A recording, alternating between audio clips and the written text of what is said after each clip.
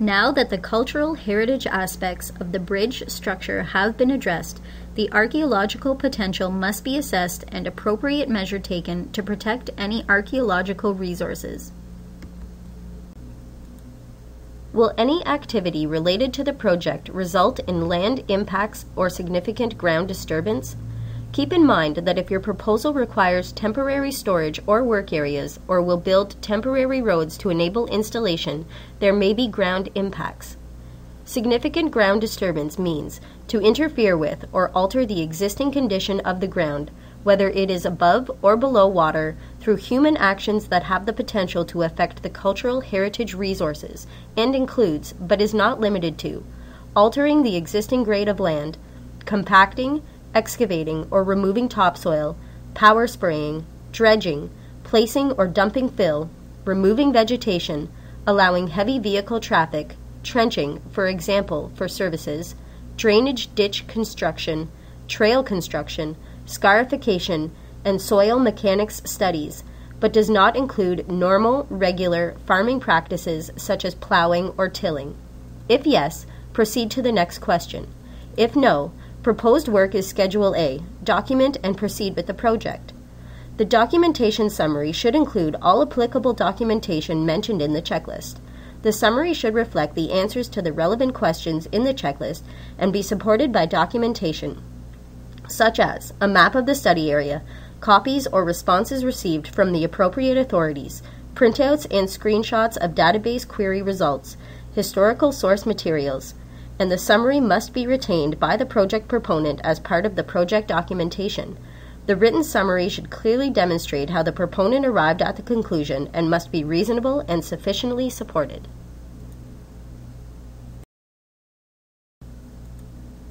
Have all areas to be impacted by ground disturbing activities been subjected to recent extensive and intensive disturbances and to depths greater than the depths of the proposed activities? For example, all areas have been subjected to post-1945 bridge construction, road construction, or shoreline stabilization, channelization?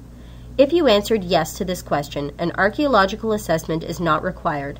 The checklist and any supporting documentation demonstrating that no activities will go deeper than past ground disturbances or will occur in previously undisturbed lands is to be included in the summary.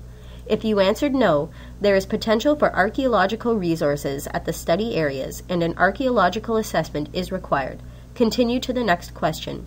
If uncertain, additional research is required to make this determination, then an archaeological assessment is advised. Has an archaeological assessment previously been carried out that includes all of the areas to be impacted by this project? Keep in mind that if your project requires temporary storage or work areas or will build temporary roads to enable installation, there may be ground impacts. Information can be obtained from the proponent or Ministry of Tourism, Culture, and Sports. If yes, proceed to the next question. If no, there is a potential for archaeological resources at the study area and an archaeological assessment is required.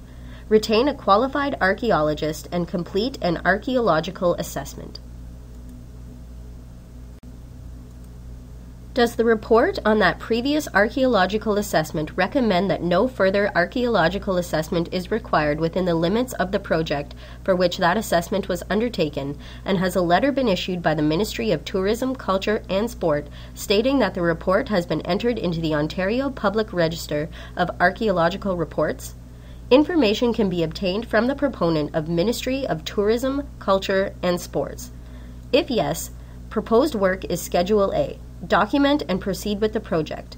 If no, proponents may only proceed when the Ministry of Tourism, Culture, and Sports has issued a satisfaction letter.